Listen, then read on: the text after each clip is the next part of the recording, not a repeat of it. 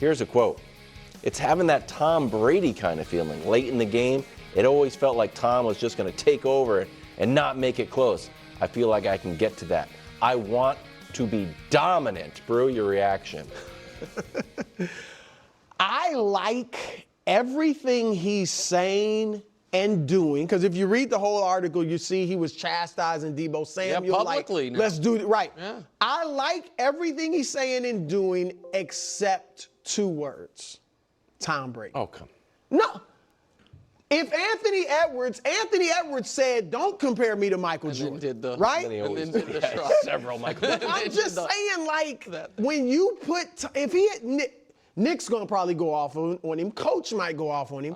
If he says, I mean, Nick always does, but still, if he says this without using the words Tom and Brady, I think most people are like, oh, that's great. Because I love his assertiveness. I love the fact that he's, in his own mind, taking control of this team. He clearly feels more comfortable. And I think he looked at Detroit and Green Bay in the second half, how he played. He was off schedule more. You know, it was like, I got nothing to lose. We're down. I got to make things happen. And I think now he's saying, I'm going to play that way all the time. At least that's what he said. Right. Be careful. It could backfire because if he starts making mistakes. But I think that's the mentality at least he's coming in with. Sure. And I think if he starts making mistakes, Shanahan will dial it back. Yeah. But I like it except for saying Tom So Brady. I think they're wild quotes. I think it's exciting. I thought him calling out Deebo was noteworthy. Him being like, yeah, he screwed, like I yelled at him, and then telling Mike Silver, he screwed that up. I was yelling at him on the field. Now I'm telling you about it, and I'm explaining how everybody needs to be buttoned up. Brock Purdy, in my opinion, his teammates have been overly supportive of him because folks such as myself have had healthy skepticism of him. I think some of those teammates, I'm sure, think he's awesome. And I think some of those teammates think he's kind of a product of all pros on the team, but he's our quarterback and we're going to support him like we did with Jimmy Garoppolo.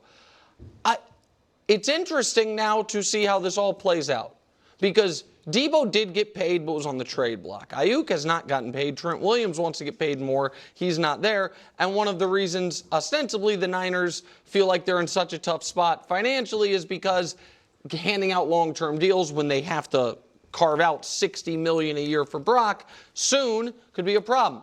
So I'm very interested in how all of this plays out.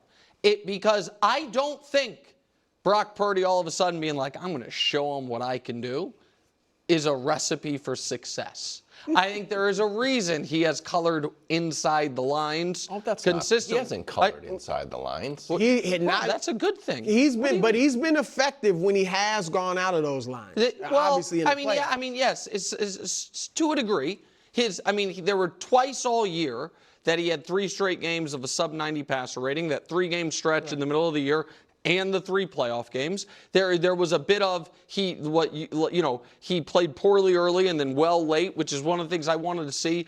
But I don't think Brock Purdy being like, I'm going to show him my Brett Favre streak is a recipe for success. I do think it's a recipe for excitement, and I hope that's what happens. So here's another quote I pulled. There were moments last year in games where I would just, the situation, we'd be up and like, all right, be smart with the ball. Let's just make sure we don't mess up. I want to break through that.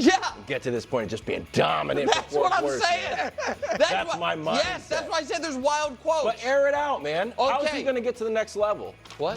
He's got to have a little more swag to him. Nick, I think this is a product of his study and his maturity. Like, I've said it, and we'll see if it comes to pass. He's going to get better. I expect him to get better. Well, then he should, in part of his study, he should study his own coach's quarterback history, because the last time his coach had a quarterback lead them to a Super Bowl, and then the next year didn't go quite the way they hoped it would, there was a 1-year grace period. The very next year, he traded the farm to try to replace him. That's what. So this idea that was he hurt again that year? That was, he had gotten hurt, and but then that's fine. But the next year, that quarterback was healthy, got into the NFC title game, and they turned off his key card and wouldn't let him in the building. And so the idea that he has this huge grace period margin of error, I'm going to try new things out. Kyle Shanahan's history says maybe not. So I'm excited. I hope this is true. This could be a classic 2 or a classic 3. No, I just want to get. I don't think we're going to get finality and a clear-cut answer on if I'm right or wrong about this guy unless he tries this. If he tries this, it could be like, oh my God, one of the greatest draft picks ever, or oh my God, another classic 2 by your old buddy Nick. I think he's going to try it. Okay. You don't think he's going to try it? I can't wait. He's going to be different based on matchups. He's a total pro. He's, first team All-NBA 3 years in a row. I felt like an idiot not playing him. But in a 40-minute game, you can't play more than 10. You really can't. And so I think he's an amazing guy, great player, and handled it beautifully. And he'll be back out there next game. All right, a few things. First of all, yes, you can play more than 10. If you can play 10, you can play 12. Exactly. Especially when you win by 26. And when you get the amazing guy compliment, that is basically an insult. Yeah. Kevin Wilde's not going to show. Amazing guy, though. Amazing guy. That's what I say about you every time. Amazing guy. As soon as you hear amazing guy, we have an intern watching. Yeah. If anyone calls you an amazing guy, you're doing a bad job. All right, Brew, how should Tatum feel about the benching? Well, look, publicly, it's odd because publicly you have to put on a good face. I mean, Tatum? Yes. Yeah. Privately, though, as a competitor, you're going to be ticked off. But you can't really say it to anybody. He wasn't crazy, bench mob guy. Oh, no. I was watching it. He was just. It was reasonable, but he didn't put on the face Halliburton did. No, Halliburton was like, I'm just happy to be here. Right. Yeah. They're at different stages. Yeah. One's a world champion, first team All-NBA 3 straight years. Middle of his, I guess maybe beginning his prime. Right? Sure. Halliburton, like you said, he's just happy to be there. Also, he's a one is kid. clearly the best player on his team, and the other's Jason Tatum, and so it's like a weird spot. But I think what helped him, I would imagine, like if I was in his shoes, what would help Steve Kerr going to him before the game and saying, look, we got KD coming back. Your minutes might be small, or you might not play at all because we got KD. And explaining to him the matchups. Hey, they're big. We're going with all 3 of our centers. They're guard-oriented. We're playing some guard, so you might not play. No, I do think that helps you. If I were in that situation and the coach came to me beforehand and said, look, blah, blah, blah, you may not play today, that would feel better than if I'm blindsided. I think I'm the 7th man, and then I'm not playing. And one more thing quickly. I think what will determine how he feels ultimately about this, Kerr said he's going to play against South Sudan. That's their next game. Yep. If he plays 3 or 4 minutes, it's a tight game, then I think it's really going to hit Tatum like, yo, I'm like one of the bottom dudes on this team. If he plays 16 like he played last time against them, and he's in the rotation, he's a factor, I think he'll brush that off as it was a matchup thing, it was a KD thing. But we'll see how it is going forward. So it's obviously extra weird because what the last few months have been.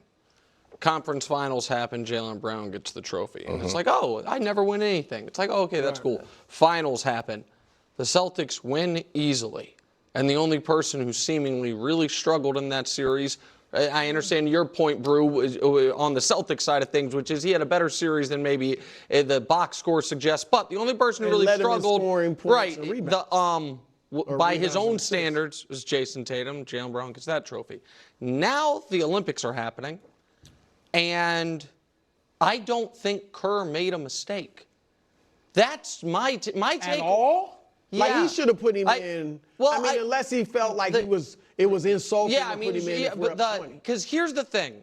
I think people are looking at this a little wrong, and this is what is so interesting to me. It's really just a Jason Tatum versus Devin Booker question.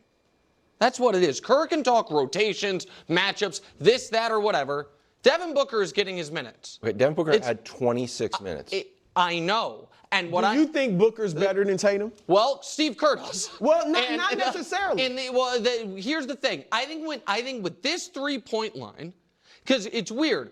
Tatum is a better career three-point shooter than Devin Booker and was better three-point shooter this year in the regular season. Shot more and had a higher percentage. But in the playoffs, it plummeted for Tatum. And this is a shorter line, and Booker and KD love those long twos, which are threes in FIFA. And so, yeah, yes, Embiid might have his minutes cut, but that's just because they're going to go to Bam or AD.